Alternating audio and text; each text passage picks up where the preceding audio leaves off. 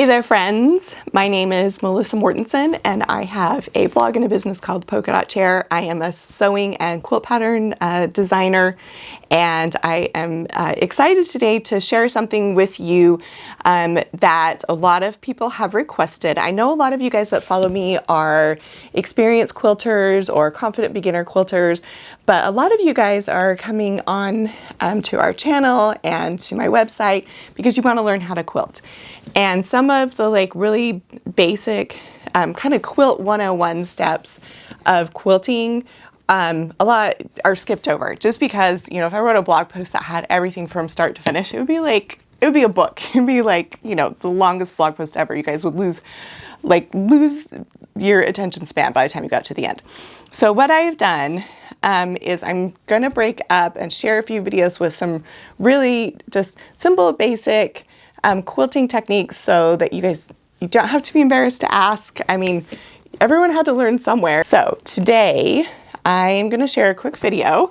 So how you turn fabric that comes like this into square and rectangle pieces that look like this using a rotary cutter and a ruler and a cutting mat. One of the things that is the most different from quilting to sewing, like sewing apparel or bags, is that quilting projects are cut using a rotary cutter and a ruler and a mat, whereas sewing pieces are cut using a tissue paper or paper template with scissors. Quilting requires a little bit more precise angles and cuts, so you're able to get more precise angles and cuts such as these, when you're using that rotary cutter and a ruler. So that's why you want to use that instead of scissors. It's also so much less time consuming. You can easily quickly cut out a bunch of squares of fabric using the rotary cutter. If you can cut multiple layers at a time, it just makes things so much easier than, trying to go on. This is a 3.5-inch square. So much faster than just trying to draw a 3.5-inch square and cut it out. So I am actually going to cut this fabric at my cutting table. You'll notice with the video, I have a very well-loved cutting mat, and I'm going to show you exactly how I would cut fabric out for a quilt project. It's the way I work almost every day on the actual cutting mat that I use, and I will share links to the products that I use. So let's start cutting up some fabric.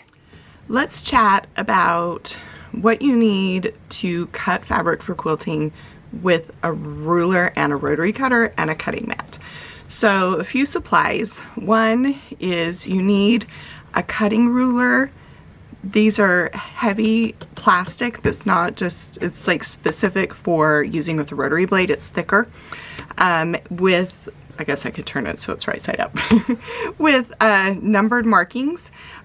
You want them at least every 1/4 inch, but I think it's better to have them at least every 1/8 inch, which this one does. This is a Creative Grids ruler.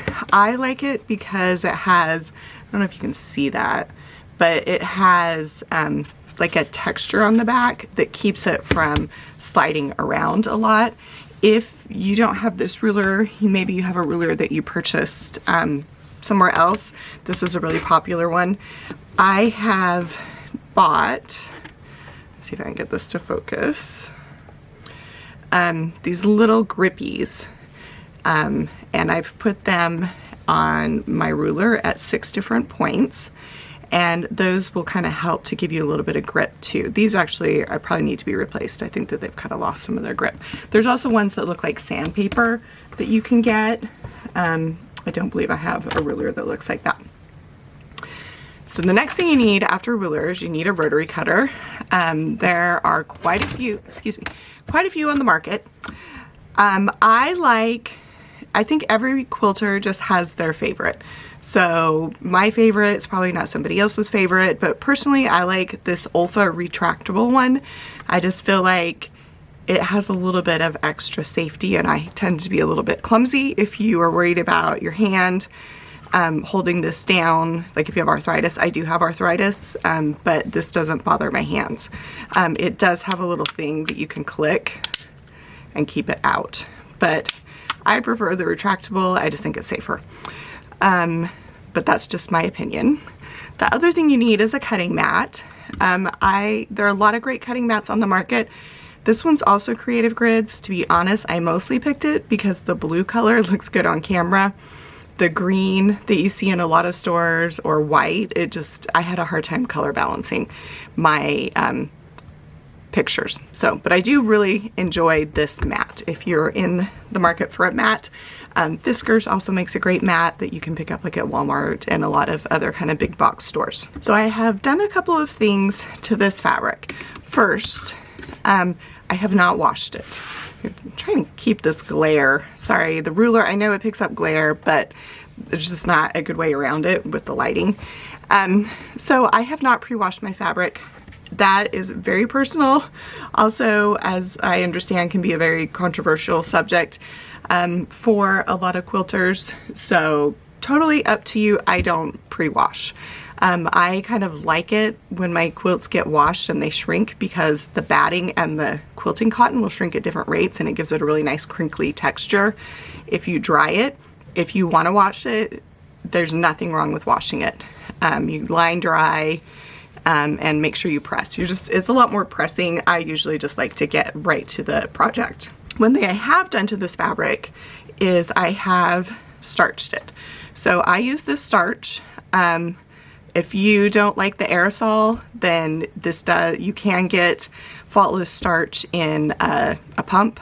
So up to you. This works great. All I did was I lightly coated both sides of the fabric with it, and I lightly coated it. I know some quilters really, really like to soak their fabric with starch. I personally think it just needs a little bit of extra weight, and what the starch does is it kind of, since fabric is woven, it just kind of gives it a little more stability as you cut it, and you get better cuts. If you're worried about overspray, use a towel on your ironing board. So you want to spray it with starch, let it dry all the way, and then press it. So I have done that to this fabric. So let's talk about actually cutting. So here I have a piece of fabric, and it is not uncommon for fabric from a quilt store or online or prepackaged fat quarters to show up with kind of a wonky line. I have the camera zoomed out as much as I can, so I'm going to try and keep as much of this in the camera as I can. So first thing you need to do, and this, like I said, this is how I do it.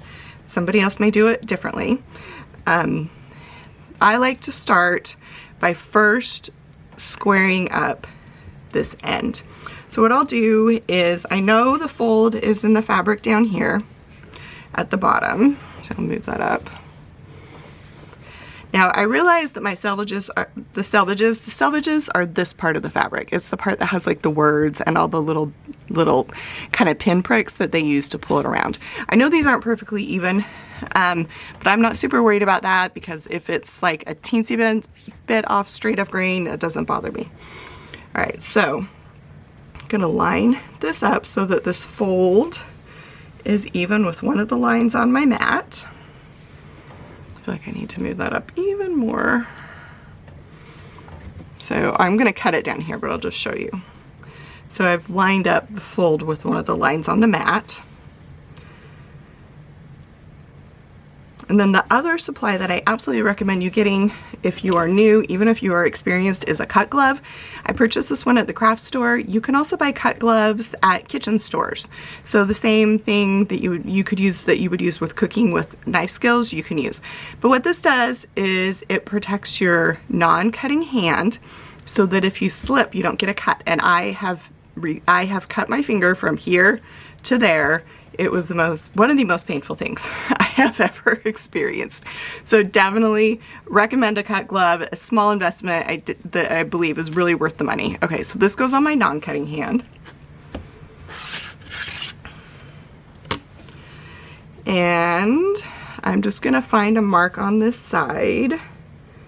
So I can see here, I know that it says 27 up here and it was 27 down here, so I know that that is straight. And then I'm just going to use my rotary tool and remove this. So now I know I have a straight edge to start with, and this we can just recycle or discard. The next thing you need to do is figure out what you need to cut. So I am using the example of the Society Sparkler quilt. It's the quilt we're making in my Patreon group. So this fabric is rose, and I need 8 pieces, 3.5 by 6.5. So there's a couple ways you could go about this. You could first cut a 6.5 and then cut them into 3.5 inch pieces. And you just use your calculator on your phone. Let me get mine open. So we know that quilt fabric is about 42 inches wide. So I'm just gonna write 42 on here. Okay, so to figure out the way to do this with the least amount of waste, so I need 3.5 by 6.5. So if I were to cut this first piece 3.5 and then 6.5 after that, so 42 divide by 6.5, I would get 6 cuts, and I need 8. So then I'd have to cut another 3.5 inch strip to get the next 2, because it's 6.4, but you can't use 0.4. If I were to cut my fabric 6.5 inches first and then 3.5 inches this way, would be 42 divided by 3.5, I would get 12 cuts. Both ways, so this way is you're using 6.5 inches of fabric. You do it the other way, you're using 7 inches. Honestly, as far as fabric use goes, I think it's negligible. It's just more has to do with, are you more comfortable cutting wide cuts this way or this way? Totally personal preference. I am going to cut this 3.5 because I think it's going to be easier for me to show you the next steps if I cut this at 3.5 first. All right, so to do this, I'm going to flip this around the other way. I now have a straight line here, and I have my ruler. I'm going to put the glove back on. So this ruler has markings. This side has a 1/2 inch, and this side has a 1 inch. So I need 3.5 inches. So there's a 1/2 inch, 1, 2, 3. So I'm going to line up the edge of my fabric with this point on my ruler, which is the 3.5 inch mark. So I don't know if you can see that. That edge of that fabric is lined up right there. Doesn't matter if it's lined up on the cutting mat, because at this point we're using the edge of the fabric. All right, so I'm going to cut this.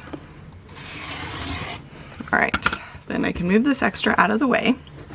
So now I have a strip of fabric that's 3.5 inches wide. The next thing I need to do is I need to cut this 6.5. So I usually flip it over so the printed selvage is up so that I can see what I'm cutting. So this part, I just do simple math. So I will come in first, and I am using the markings on my mat because my ruler is not 6.5 inches wide. The next cut we'll make will be 6.5, or will be 3.5. I can show it a little easier. So using the marking on the mat. So this is 27. You can't see it, but this mark right here is the 27 inch mark, and I need 6.5. So 21 would be 6. Plus an additional 1/2 inch. So that puts me at 20.5. So I'm at 20.5 here, 20.5 here. And I'm gonna cut that. So now I have 2 pieces, 3.5 by 6.5. And then we're just gonna do the same thing again. I'm at 20.5. So I already got that half. So 20 minus 6 is 14. So then that gives me, there's 4. Now, let's see, how much have I got left here?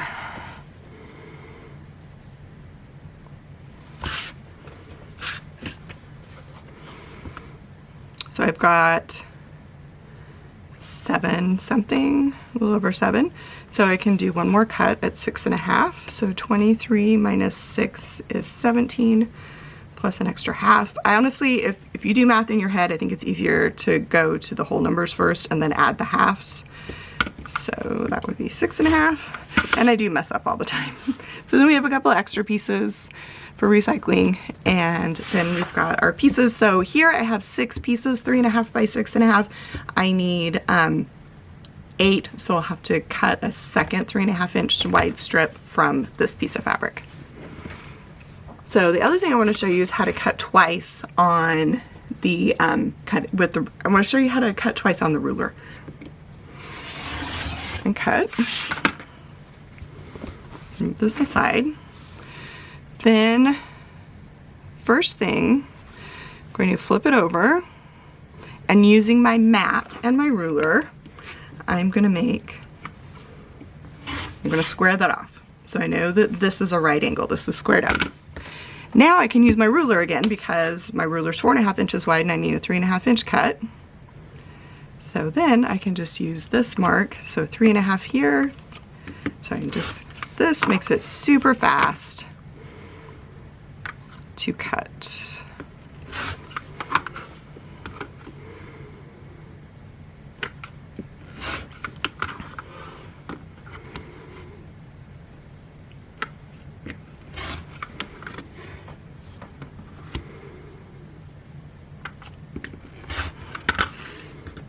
Extra. So looks like from that I got 1, 2, 3, 4, 5. I got 10 3.5 inch pieces because I do cut my fabric when it's coming off the bolt. I do cut it folded over. That also might be a little bit controversial for some quilters. If you're just starting out, I definitely think that that is the easiest thing to do. Then lastly, I just want to talk about organization as you're working. I like to use these foam boards. Riley Blake makes these. So here I've got a stack of white squares that I cut for this block already. So this way you can kind of, as you cut, you can make little stacks like this. And the nice thing about these boards is they're quite inexpensive. So if you're cutting out multiple blocks at one time, then you can just use, like, let's say that's all I need for that block. Well, then I can just get another one out and do that, and then I can keep all the pieces together and move them around. Just, for me, it makes it a lot simpler.